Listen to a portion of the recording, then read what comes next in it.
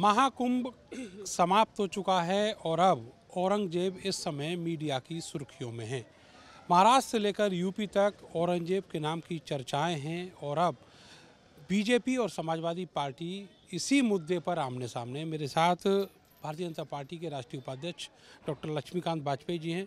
वाजपेयी साहब, औरंगजेब जो है एक किरदार है हमारी हिस्ट्री का, मुग़ल शासक रहा, तो उसको लेकर इतना ज़्यादा क्लेश दोनों पार्टियों के बीच में क्यों है, उसको आप किस तरीके से देखते हैं? मेरा तो केवल इतना कहना है कि जब औरंगजेब थे उन्होंने अपने हिसाब से सत्ता चलाई थी। वो सत्ता किसी के पक्ष में रही होगी, किसी के विपक्ष में रही होगी, लेकिन हजारों सैकड़ों साल के बाद आज उस विषय को उठाना, ये मैं समझता हूँ कि उन लोगों के द्वारा उठाया गया है जो लोग मुद्दाविहीन हैं, जिनको राजनीति करने के, समाज में खड़े होने के लिए जिनके पास कोई विषय नहीं है, उनके द्वारा उठाया गया, जिसमें अबू आजमी महाराष्ट्र के समाजवादी पार्टी के विधायक। इसका मोटिव मानते हैं आप? कोई मोटिव नहीं है, मैंने कहा ना, कोई मोटिव नहीं है उनका। वो इसको कहकर अपने अस्तित्व को बचाए रखने की अंतिम लड़ाई लड़ रहे हैं। हीरो बता रहे हैं कि औरंगजेब हीरो था, वाकई में इतिहास में वो हीरो था? ये तो कभी भी संभव नहीं है। हिंदुस्तान में रहने वाला कोई भी व्यक्ति किसी धर्म, पंथ, पूजा पद्धति का होगा, वो औरंगजेब को हीरो मानेगा, ये संभव नहीं है। और ये भी कहा जा रहा है कि जो अशोक और अशोक के पुरखे थे और वहाँ भी इसी तरह का मगध के साम्राज्य में। मैंने कहा ना, जो लोग आधारहीन हो गए हैं, जिनके पास कोई मुद्दा नहीं है, सामाजिक दृष्टि से अप्रासंगिक हो रहे हैं, उनकी ध्यान ही इस प्रकार के मुद्दों पर है, लेकिन ये बहुत दिन चलने वाली नहीं है। अबू आजमी वहाँ महाराष्ट्र विधानसभा से तो बाहर कर दिए गए हैं, लेकिन हमारे मुख्यमंत्री ने चुनौती दे दी है कि उत्तर प्रदेश में आके देखें, और मुख्यमंत्री जी का कार्यकर्ता होने के नाते और सिपाही होने के नाते मैं भी चुनौती देता हूँ। उत्तर प्रदेश के जिस जिले में जाएंगे अबू आजमी भगाए जाएंगे। ये राष्ट्रवादी ताकतें इसको करेंगी।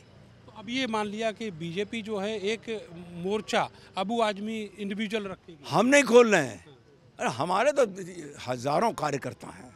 शायद सबसे बड़ी कार्यकर्ताओं वाला दल आज भारतीय जनता पार्टी है। हमको किसी एक कार्य पर 10 आदमी लगाने के, 10 आदमी दूसरे लगाने की जरूरत नहीं है। असंख्य संख्या में कार्यकर्ता जिस संगठन के पास हो, विचारधारा की दृष्टि से जो पुष्ट दल हो, राष्ट्रवादी ताकत हो, उसको इन अराष्ट्रीय तत्वों से लड़ने में कोई दिक्कत नहीं है। सर, एक आवाज़ आई मुजफ्फरनगर से कि इसका नाम लक्ष्मी नगर कर दिया जाए और मेरठ को अग्रसेन नगर। कल ही यहाँ जो विनीत शारदा हैं बीजेपी के नेता, मैं किसी के नाम पर कोई टिप्पणी नहीं करना चाहता। कम से कम क्रांति धरा मेरठ, जो 1857 की क्रांति का स्थान है, मेरठ के नाम से जाना जाता है सारे संसार में, तो इस नाम में ऐसी कोई बात नहीं है जिसको परिवर्तन करने की बात करी जाए और मेरठ को इतिहास में से विलीन किया जाए। अच्छा, मेरा आखिरी सवाल उस मुद्दे पर जिस पर्पज से आज आप यहाँ मेरठ के विकास भवन आए हुए हैं, सर्वाइकल कैंसर एक बहुत गंभीर बीमारी जो महिलाओं का जीवन छीन रही है, उसके लिए क्या आप मुहिम चलाने वाले हैं? 8 मिनट में एक महिला, 24 घंटे में 200 महिलाएं इस देश में मर रही हैं। वो गर्भाशय कैंसर की बीमारी से मर रही हैं। गर्भाशय कैंसर जागरण के अभाव में हो रहा है। हमको मालूम नहीं पड़ता किस प्रकार की उसकी वो है, और इस कारण वो कैंसर हो जाता है। सीरम इंस्टीट्यूट ऑफ इंडिया, जिसने कोरोना की वैक्सीन बनाई थी और लाखों लोगों के जीवन रक्षा की थी, उसने एक वैक्सीन बनाई है। विदेश की वैक्सीन तो 6-7-8 हज़ार की है, लेकिन 2560 रुपये, यानी 2 वैक्सीन लगेंगी। एक बेटी को 9 साल से 14 साल की बेटी को, एक आज, एक 6 महीने के बाद। 2560 रुपये में एक बेटी सुरक्षित है, उसको जननेंद्रिय संबंधी कैंसर नहीं होगा। तो आप देखिए कितनी बच्चे अनाथ होने से बच जाएंगे। वैक्सीनेशन सर कब से शुरू होगा? 22 तारीख को चौधरी चरण सिंह यूनिवर्सिटी से हम इस कार्यक्रम को प्रारंभ करेंगे सुबह 10 बजे। स्टेट बैंक ऑफ इंडिया और पंजाब नेशनल बैंक ने हमको इसके लिए पैसे दिए हैं, और पैसे सीधे सीरम इंस्टीट्यूट ऑफ इंडिया को गए, वो हमको मौके पर वैक्सीन उपलब्ध कराएगा। और जैसे जैसे हमको पैसा उपलब्ध होता जाएगा हम बढ़ाते जाएंगे।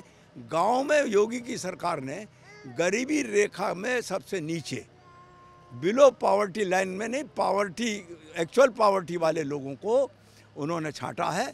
उन परिवारों की बेटियों को हमने कंसेंट फार्म भरवाएं और इसके बाद कस्तूरबा गांधी विद्यालय जो है जिनमें गरीब परिवारों की बेटियां पढ़ती हैं उसमें वैक्सीनेशन करेंगे। सर बहुत बहुत शुक्रिया और पुनीत कार्य के लिए आपको बहुत बहुत बधाई मेरी तरफ से और भारत समाचार की तरफ से। तो ये लक्ष्मीकांत वाजपेयी जो बीजेपी के सांसद भी हैं और राष्ट्रीय उपाध्यक्ष भी हैं, एक नया मैसेज दे गए हैं। साथ ही ये भी कह गए हैं कि जो बीजेपी के नेता ये आवाज़ उठा रहे हैं कि मेरठ का नाम बदला जाए, वो बिल्कुल भी उपयुक्त नहीं है। कैमरा सहयोगी सानू के साथ मैं नरेंद्र, भारत समाचार, मेरठ।